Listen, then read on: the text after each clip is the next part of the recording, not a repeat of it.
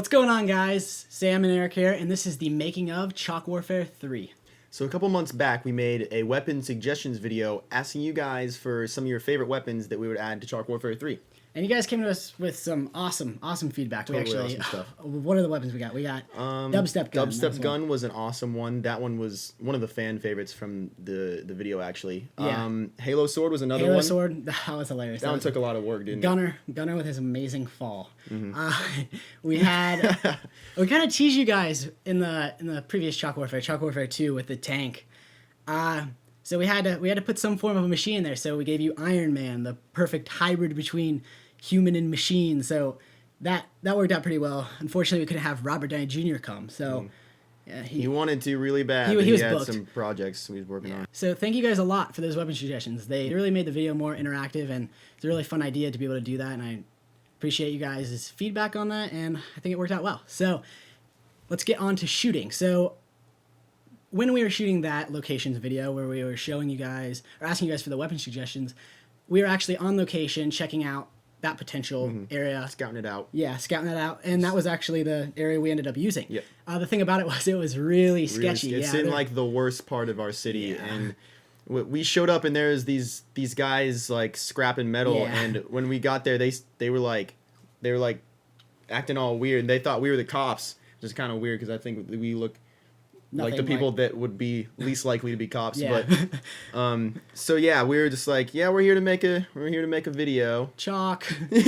We draw with chalk. Yeah. So of course after that we realized we need permission to shoot here. Yeah. So we actually ended up contacting the guy who owned the building, and we got permission, luckily. So we were able to do this all legally, and that's very important, guys. You want to make sure that when you're shooting, especially even with fake guns, especially when you're shooting something, you don't want to run into trouble with authority. You want to make sure that you have taken the wrong way. You want to make sure you have permission to be shooting where you're at, and fortunately we were able to achieve that at this very awesome location. So, and of course, since we had permission, we ended up actually hiring a cop to stand guard. Since it was so sketchy out there, we just wanted to be sure that we were going to be safe. So that leads us into day one of shooting. A pretty cloudy day, actually. It wasn't too great, but we decided to roll with it anyway. So in the beginning of the day, there was some pretty funny stuff that was going on while we were setting everything up. There was actually a dance battle that happened. We all know Bob, or we should know Bob by now from a couple of BTSs. He's a dancing veteran in the behind the scenes, and he challenged Gunner, who up until now was a dancing rookie, to a dance battle. Yeah, and let's check that out.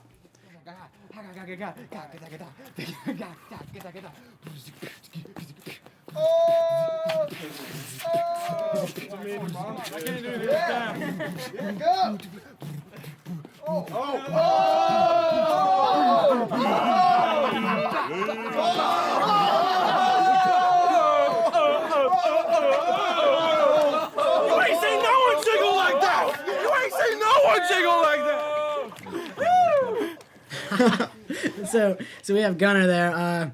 He killed it. Destroyed him. So that was actually that was fun to be able to rewatch that one behind the scenes, because I was actually setting up helicopter at the time. We actually were able to shoot those opening shots of the countdown with a hexacopter, and that was offered to us by our friend Greg Cotton, who we shoot some videos with, and very, very awesome to be able to get footage from that. It was like a bird's eye view of the scene, and it actually helped out later in the video too when we had the little miniature RC helicopter flying, so we were able to get a point of view shot from that. So we got up into the outside shots shot on day one, and then we found out that the cop actually had to leave. That was around 3 He could only stay for a certain amount of hours per day, and so he came up to us and he was like, hey guys, I gotta leave.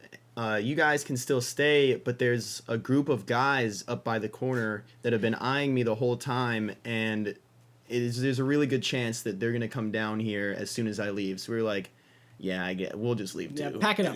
we were let's ready round to up everything and let's get out of there. And so we asked him if he would come back the next day, and he said yes, so that was awesome. Day 2 was actually really beautiful. Yeah, great It was day. awesome for like the outside shots, clear skies, sun shining and everything. Yeah, that's of course. Unfortunately, some people couldn't come back, so then we did have to have a day 3 of pickup shots, and we generally got a lot of those on green screen. And if you check out our before and after video, you can see kind of how we implemented those effects in there to play along with the actual video and work with what we could for our actor schedules as well. So another cool story from the shoot was on day 2. Like we said, it's a pretty sketchy location. So on day 2, I was doing a little bit of exploration, I guess you'd say, and I was finding like shell casings on the ground, like 22 shell casings. So I was like, wow, this is really scary. And so I was like, hopefully I don't find one of these with a bullet still in it. And so later on in the day, one of our actors came up to me and he was like, hey, there's some guy over by where we are, and he's like acting really weird towards us and stuff. And I was like, well, you can go tell the police officer, maybe he'll go check it out. And so he went and he told the police officer, and then next thing we know, we see the police officer come out with the guy in cuffs.